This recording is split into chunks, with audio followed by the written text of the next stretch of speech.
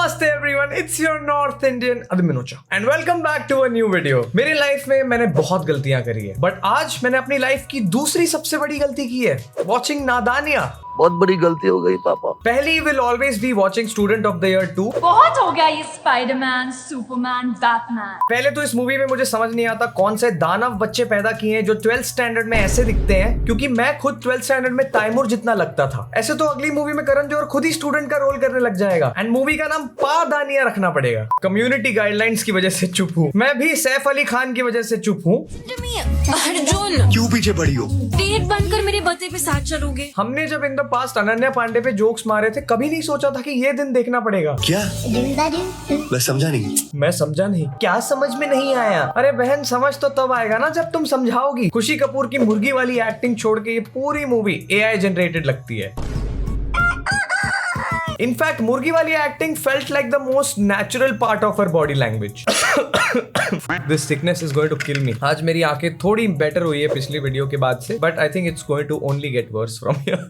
And obviously Khushi को घर का खाना सबसे ज्यादा पसंद है, तो राजमा चावल ठूसने के बाद वाला कॉन्स्टिपेशन इज नेसेसरी। पता नहीं क्यों हेट कर रहे हो तुम नेपो किड्स को। रुको ना, 20-25 फिल्में लगती है एक्टिंग सीखने को यार। इस मूवी में सैफ जूनियर और खुशी दोनों से डायलॉग्स नहीं बोले जा रहे। प्यार के लिए कोई जगह है? इनको बोला होगा कोई नहीं बेटा, कोई नहीं, आप लोग हगो आराम से, अभी जो याद है वो बोल दो। स्क्रिप्ट वगैरह फॉलो करने की कोई जरूरत नहीं है, अभी पहली फिल्म है ना, बाकी हम डबिंग में संभाल लेंगे। अब डबिंग देख के तुम्हें रियलाइज हुआ कि ये कोई साउथ फिल्म की हिंदी डब लग रही है, क्योंकि इसका मुंह कहीं और हिल रहा है, आवाज कहीं और से आ रही है, पर मुझे लगता है कि तुम बताए बिना छोड़ोगी नहीं। एक्सप्रेशन कुछ और है एंड डायलॉग डिलीवरी की इंटेंसिटी भी कुछ और है। इब्राहिम 24 की उम्र में एक डायलॉग नहीं बोल पा रहा है and he somehow sounds like he was dubbed by Kartik Aaryan. लेकिन क्यों? उसकी डबिंग अगर तैमूर से ही करवा लेते तो शायद थोड़ा ज्यादा जेंजी साउंड करता। एंड मुझे समझ नहीं आता नादानिया एक नेटफ्लिक्स फिल्म है या कोई मनी लॉन्ड्रिंग स्कीम, क्योंकि मैं अपना पैसा ऐसी फिल्म, ऐसी स्क्रिप्ट और ऐसी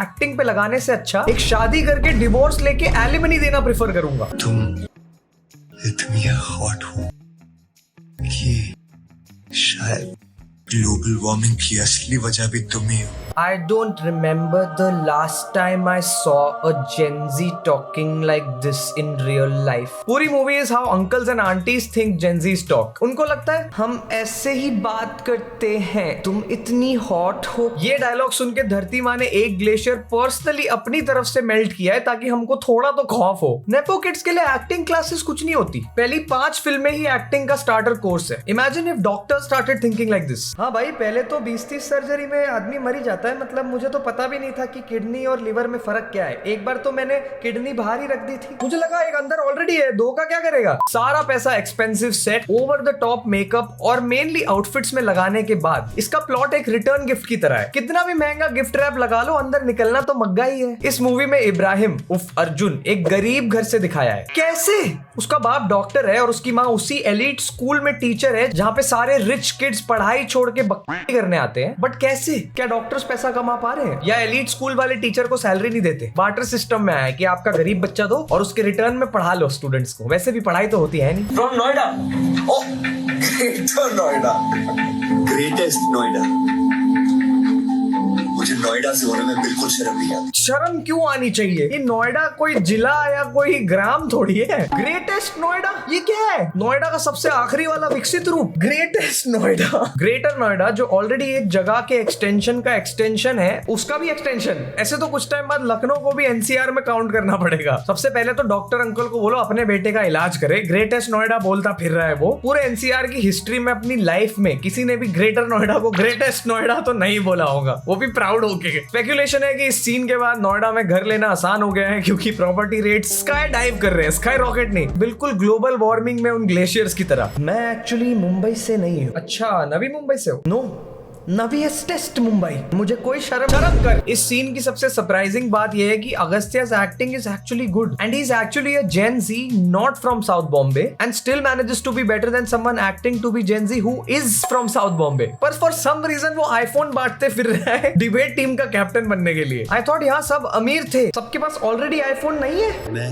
एथिकली तेरी फाड़ सकता हूँ। इब्राहिम इसको हराने के लिए कहता है कि वो एथिकली इसकी फाड़ सकता है and then proceeds to show abs for some reason. Ethics की किताब खोल लेनी चाहिए थी एक बार ये बोलने से पहले। क्योंकि ये हम गोयंकास की परंपरा है। ये मेहराज की लेगेसी क्या है, मैंने तो कभी नहीं सुनी। There is a weird obsession in this movie with surnames, saying Mehra instead of Mehta and Goyal instead of Goenka, and ये apparently सबसे बड़ी इंसल्ट है। कौन से लेवल की इंसल्ट है ये? क्या समझूं मैं इससे? Is this what the filmmakers think कि Gen Zs अगर किसी को इंसल्ट करेंगे तो ऐसे करेंगे? मेहरा का मेहता कर देते हैं पूरा कल्चरल कंफ्यूजन हो जाएगा, पता ही नहीं चलेगा पंजाबी है गुजराती। अर्जुन सो बेसिकली वो लिटरली इसके सामने वाली खिड़की पे नॉक कर रही है, बट जो सीधा दिख जाना चाहिए, but what he do,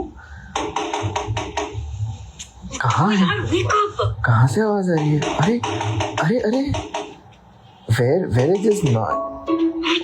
oh She is right there, सामने खड़ी है वो, टक टक कर रही है। किंडरगार्टन के बच्चे भी घर घर खेलते हुए इससे बेटर और एक्यूरेट परफॉर्मेंस देते हैं। डायरेक्टर ने पक्का ये मूवी को इंटर्न को पकड़ा दी थी, क्योंकि उसे पता है कि ये मूवी पैसे डुबाने वाली स्कीम है। एटलीस्ट तुम स्पोर्ट्स बेटिंग में पैसे लगाने के बाद मैच तो देखते हो। ये देखकर मुझे लग रहा है इब्राहिम को पैपराजी वीडियोस में पैप्स का कैमरा किधर है वो कैसे दिखता था भाई? उसके हैंड आई कोऑर्डिनेशन का थोड़ा दिक्कत है, उसको कैसे पता है सामने कैमरा है? या तो शायद नाक बीच में आ जाती थी। नाक बीच में नहीं आती है, stupid. Safe after watching Ibrahim's acting.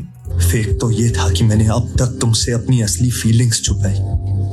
लोग टेलीप्रॉम्प्टर में भी देख के इससे बेटर एक्टिंग कर लेते हैं। Every 2 minutes of this movie will feel like an hour। अब मुझे टिकटॉकर्स में ज्यादा विश्वास है। एटलीस्ट उनकी एक रील में 10 एक्सप्रेशंस तो आ जाते थे। Minions, background check शुरू कर दो। I pay you guys way too much। और इन्हें रियल लाइफ में अपना कैरेक्टर इतना स्ट्रॉन्ग कर लिया है ना कि इस मूवी में he is the only one who looks like he is giving an appropriate performance। Someone said I'm gonna mention this movie in my suicide note। कौन देख रहा है भाई ये movie? The moment I saw this film, I instantly regretted ever thinking of doing a movie review and this being the first one। अगर आपको ये पसंद आ रहा हो तो प्लीज कमेंट्स में बताना। मैंने बहुत टॉर्चर सहा है भाई ये वीडियो बनाने के लिए। Your comments are the only motivation left for me। औरी को तो मूवी में कास्ट भी नहीं किया होगा। एक दिन खुशी कपूर के साथ फोटोज लेने आया होगा and someone on set legit must have gone like what if हम औरी को भी एक कॉलेज में स्टूडेंट बना दे? कभी कॉलेज गया भी नहीं होगा तो फ्री में मान जाएगा। इस मूवी में Archana Puran Singh is playing Mrs. Briganza which is like a similar role from कुछ कुछ होता है। Actually not similar,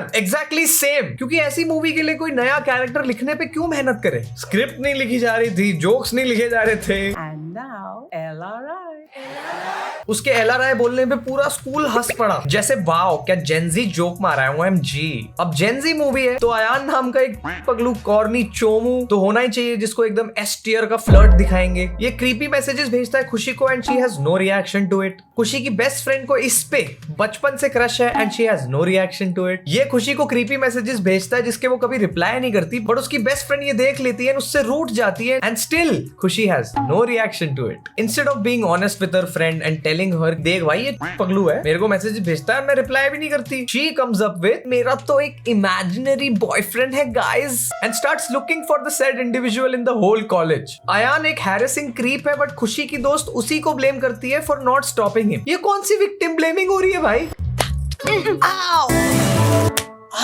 कैसे बिना पीठ पे तमाचा मारे भी किसी को रोका जा सकता है। आई रिपीट, डोमेस्टिक वायलेंस की क्या जरूरत है? इब्राहिम को डिबेट टीम में वो ग्रेटेस्ट नोएडा वाली बकवास करने के बाद भी कैप्टन बना दिया जाता है। क्यों? क्योंकि उसके एब्स है। उसको मूवी में क्यों लिया? क्योंकि उसके एब्स है। एब्स इतने इंपॉर्टेंट है कि खुशी उसको 25,000 पर वीक की दिहाड़ी देती है अपना फेक बॉयफ्रेंड बनने के लिए एंड इवेंचुअली वो वही चीज फ्री में करने लग जाता है। क्यों? क्योंकि उसके एब्स है, दिमाग नहीं। 25,000 में बॉयफ्रेंड बन जाओ, ये कौन सा दल्ला बिहेवियर है भाई? The whole reason why he agrees to do this भाड़े का बॉयफ्रेंड बिट इज बिकॉज उसको अपने फ्यूचर लॉ स्कूल के लिए 5 लाख रुपए चाहिए होते हैं। पर भाड़ में जाए लॉ डिग्री, मेरे पास एब्स है। इस चीज के लिए खुशी उसको कन्विंस भी बहुत ही खराब और स्ट्रेच तरीके से करती है। उस सीन में ना ऑथेंटिसिटी है ना acting. Arjun please please please please please please please please please please please please is what my brain was telling me when I was watching this scene की भाई क्या कर रहा है, मत कर। Khushi Kapoor blinked and now I have a lifelong crush, heart eyes. Morning Dadu.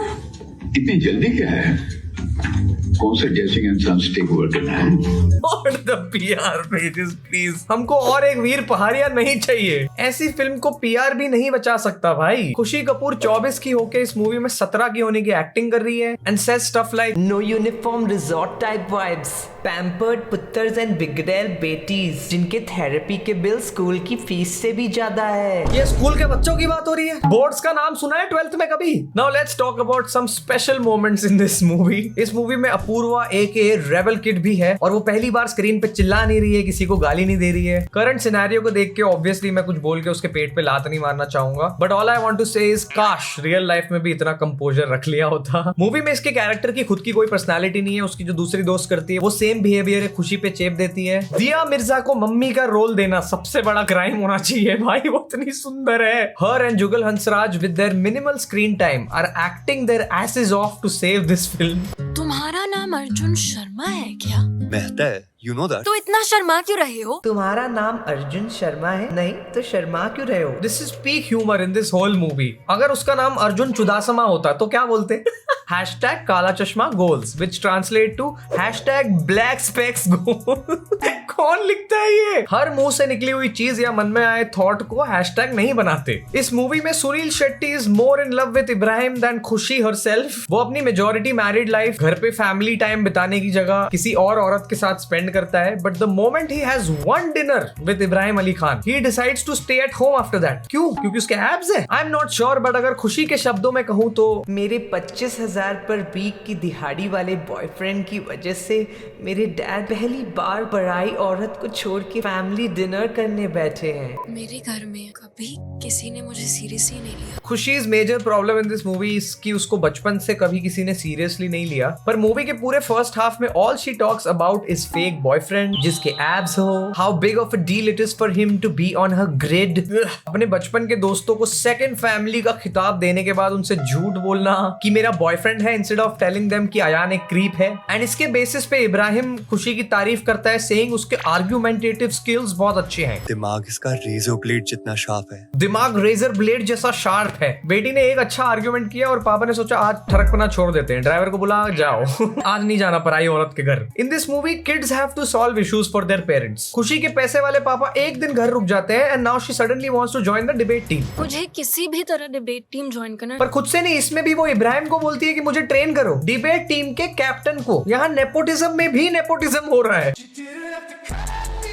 And he does not want to do it, but Ibrahim की माँ जो सपोजिटली गरीब है उनको फर्क नहीं पड़ता उनके बेटे के सपने, उनके बेटे का फोकस डिबेट पे। नहीं तुम इसको सिखाओ। अर्जुना, तुम पिया को ट्रेन करोगे। वो अपने ही बेटे को अल्टीमेटम देती है कि नहीं, तू तो इस अमीर बाप की औलाद को सिखाएगा, तेरा करियर भाड़ में जाए, अपने को तो अमीर बहू मांगती है, फिर चाहे बाद में रिवर्स एलिमनी का केस बिठाना पड़े, फायदा अपना है।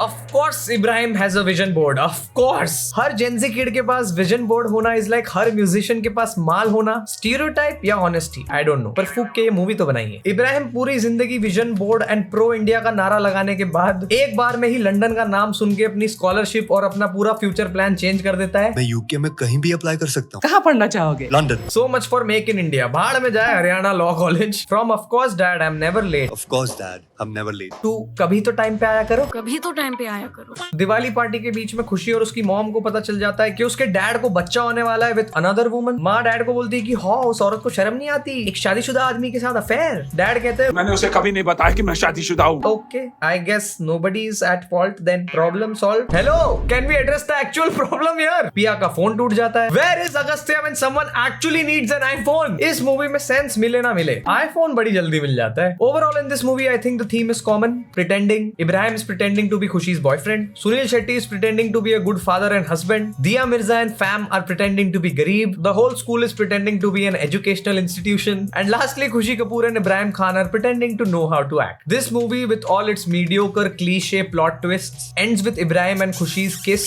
जिसको देख के मेरा यूं निकल गया, पता नहीं क्यों. It just looks like a very step cousin kiss. I don't know the exact family tree, but Bonnie Kapoor is Khushi Kapoor's father and Kareena Kapoor's uncle, who is Ibrahim's stepmother. I don't know what that means.